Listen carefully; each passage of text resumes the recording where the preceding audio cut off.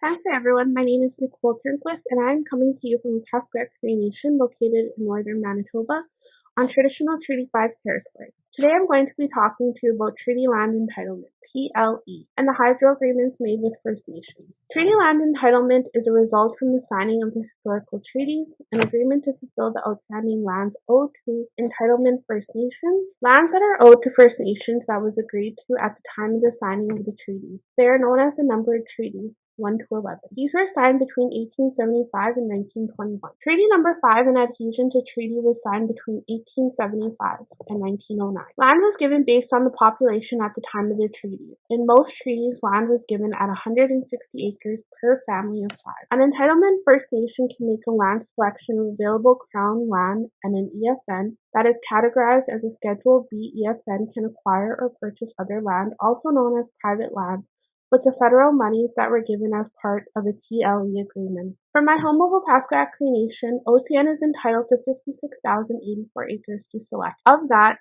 8,041 is entitled to be acquired. OCN signed into the Framework Agreement TLE on May 29, 1997, along with 19 other EFNs, signed between Her Majesty the Queen in Right of Canada and HMQ in Right of Manitoba. Each EFN signs their own individual treaty entitlement agreement. OCN signed ours on January 22, 1999.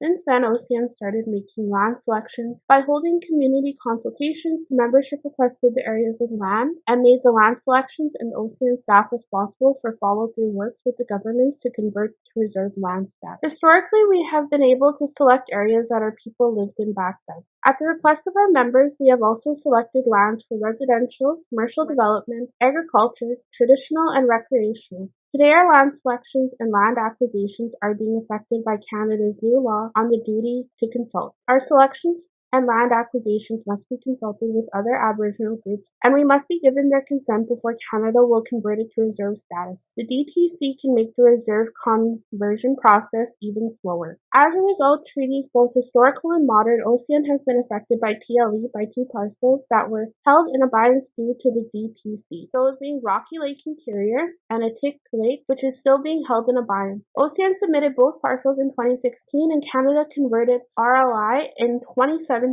After waiting a year and a half, we are still waiting for reserve creation on Atik Lake parcel, and it is now 2020, 4 years later, and we are still waiting. We also do have industry that have forest harvest interests within our traditional territories. However, OCN, along with our elders, created an OCN land protocol that requires anyone coming into our territory to meet with OCN Onikini Mina Oniskewa to present their request by offering tobacco to show a sign of respect. This protocol follows our traditions of our ancestors. To date, we have had one First Nation request for land within our traditional territory, Town of the Paw, and they presented the tobacco and explained their request to OCN O&O. Before we talk about the hydro agreement, I would like to touch base on what conservation is. Conservation means to conserve, manage, and protect wildlife, fish, lands, water, and forestry.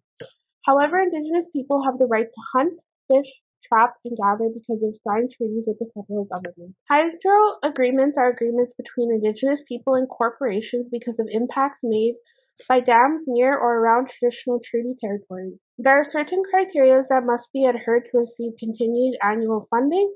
Most agreements require reporting in how the funding was spent. This has greatly affected resource users as they saw this as their economic livelihood to provide for their families. Once a vibrant livelihood is no more due to loss of wildlife animals, fluctuated water levels, health, and fish. Most of these agreements are made by the corporation lawyers. Once drafted, it then comes to the nation for review. These agreements can take years to complete. I would like to thank Lori Laughlin for sharing her knowledge with me about the treaty land entitlement. She started out as a treaty land entitlement assistant, which led to a role as treaty land entitlement coordinator, and now she is currently working as the land manager of Opaskwayak Cree Nation. I would also like to thank Diana Ballantyne for sharing her knowledge with me about the hydro agreement and conservation. She is currently the interim natural resource coordinator at Opaskwayak Cree Nation.